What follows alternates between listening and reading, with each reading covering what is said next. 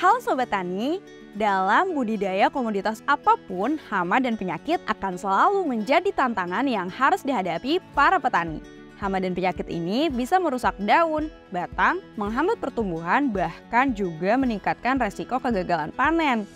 Tanaman kentang pun tak bisa luput ya dari serangan hama dan penyakit. Nah, biar nggak salah strategi dalam menghadapi serangan hama dan penyakit, tonton video ini sampai selesai ya.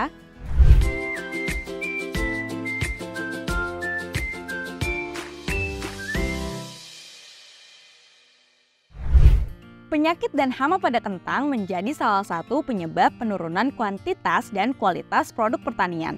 Namun, penurunan kualitas dan kuantitas ini dapat dikurangi jika kita mampu mendiagnosis dan mengidentifikasi hama dan penyakit dengan benar sejak dini, sehingga kita bisa melakukan perawatan khusus untuk tindakan pencegahan.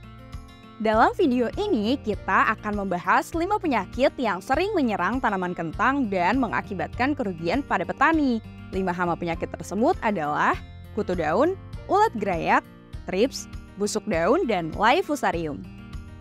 Oke, mari kita bahas dari kutu daun. Kutu daun atau Myzus persicai merupakan salah satu hama serangga utama yang dapat menurunkan produktivitas kentang.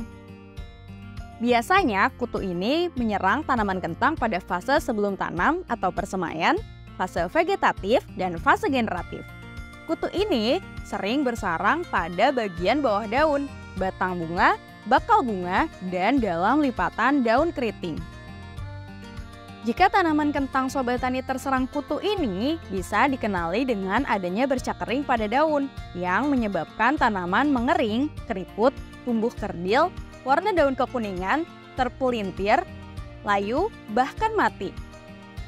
Tentu hama ini sangat merugikan karena kutu daun menyerang jaringan muda, maka akan menyebabkan stres air, layu, dan menurunkan laju pertumbuhan tanaman. Dalam jangka panjang dapat menurunkan hasil umbi-umbian, dan parahnya karena kutu daun bisa menjadi hama penular dari beberapa virus yang menyebabkan perubahan warna pada umbi kentang dan penggulungan daun tanaman. Tapi tenang ya Sobat Tani, karena kutu ini bisa dicegah dengan melakukan sanitasi lahan, mempertahankan musuh alami dari kutu daun di areal pertanaman seperti kumbang, kepik, lalat bunga, jamur entomopatogen, tawon parasit dengan menanam tanaman inang dari musuh alami, serta melakukan rotasi tanaman. Nah, jika hama ini terlanjur menyerang tanaman kentang kita bisa melakukan pengobatan dengan menggunakan insektisida berbahan aktif, metomil, imidacloroprid, deltrametrin, thiamethoxam, betasiflutrin, dan lain-lain. Jadi nggak perlu bingung lagi nih kalau sewaktu-waktu tanaman kita terserang hama ini. Selanjutnya kita akan bahas ulat gerayak. Ulat gerayak atau Spodoptera litura merupakan hama yang sering menyerang tanaman palawija dan sayuran. Pada tanaman kentang, ulat gerayak biasa menyerang selama fase vegetatif dengan target sasarannya adalah batang muda dan daun muda tanaman. Ulat gerayak sering menyerang tanaman pada malam hari, sedangkan di siang hari ulat ini bersembunyi di bawah tanaman, mulsa, atau dalam tanah. Pada tanaman kentang, gejala yang terlihat dari serangan ulat gerayak adalah daun rusak terkoyak, berlubang tidak beraturan, terdapat kotoran seperti serbuk gergaji, dan pada serangan berat dapat membuat daun gundul.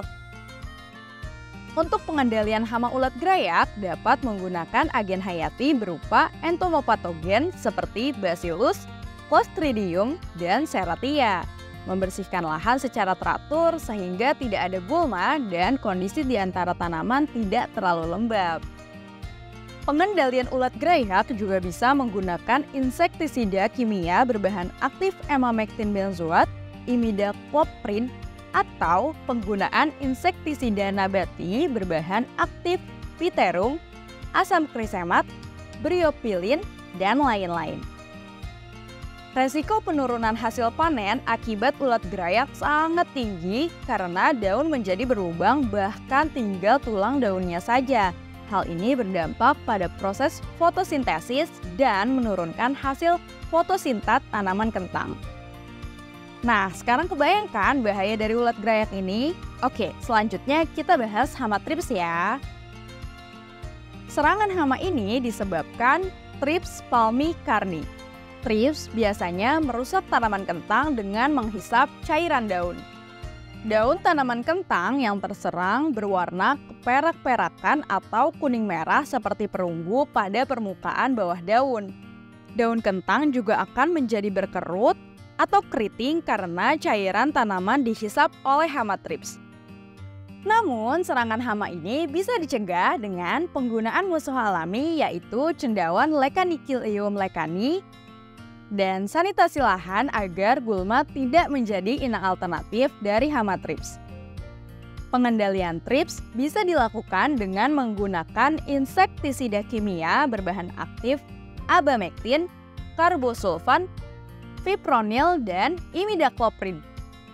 Setelah mengetahui hama pada kentang, berikutnya kita bahas penyakit yang sering menyerang tanaman kentang. Pertama adalah busuk daun. Penyakit ini disebut juga penyakit lodoh, hawar daun, lompong, atau lead blight. Disebabkan oleh cendawan Phytophthora infestans yang menimbulkan bercak luka pada daun.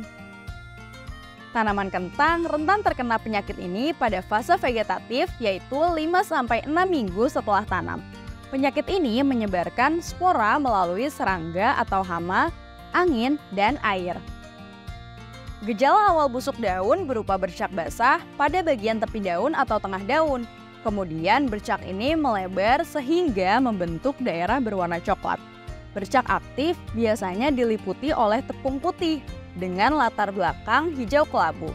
Serangan dapat menyebar ke tangkai, batang, dan umbi, bahkan dapat menghancurkan pertanaman. Untuk pencegahan, Sobat Tani bisa melakukan sanitasi lahan dan menjaga drainase agar kelembaban antara tanaman tidak terlalu tinggi. Sedangkan untuk pengendalian bisa menggunakan fungisida kimia dengan bahan aktif mancozeb, simoxanil, dan chlorothalonil. Penyakit selanjutnya yang kita bahas yaitu layu fusarium. Penyakit layu fusarium ini disebabkan oleh cendawan Fusarium oxyporum. Penyakit ini rentan menyerang pada fase vegetatif yaitu 2-10 minggu setelah tanam. Gejala awal dari serangan penyakit ini pada umbi akan timbul bercak-bercak berlekuk berwarna tua atau hitam. Makin lama lekukan meluas menjadi bagian umbi dengan garis keriput yang konsentris, mengering, dan keras. Bagian tengah umbi akan bertepung putih. Pada keadaan lembab, sering diikuti bakteri. Akibatnya, umbi menjadi busuk basah. Tindakan pencegahan yang bisa Sobat Tani lakukan adalah sanitasi lahan. Dan jika kentang sudah terserang, Sobat Tani bisa melakukan pengendalian dengan fungisida kimia yang berbahan aktif mancozeb, dimetomorf, asam fosfit, fluorolas mangan klorid, dan trifloxystrobin. Oke, sekarang Sobat Tani udah nggak bingung lagi ya mengenali serangan hama dan penyakit pada tanaman kentang? Jangan lupa selalu lakukan sanitasi lahan untuk menghindari kondisi lembab antar tanaman dan sebisa mungkin Sobat Tani menciptakan lingkungan yang tidak ideal ya bagi hama dan penyakit. Penting juga nih buat Sobat Tani untuk melakukan pemupukan yang tepat agar tanaman kentang tumbuh dengan sehat sehingga hama dan penyakit susah menembus tanaman kita. Oke, pantau terus video seputar pertanian dan peternakan di channel EduFarmers. Dan jangan lupa di like, komen, dan subscribe. Kalau Sobat Tani mau belajar lebih lanjut, bisa kunjungi website kami di learning.edufarmers.org. Sampai ketemu di video selanjutnya.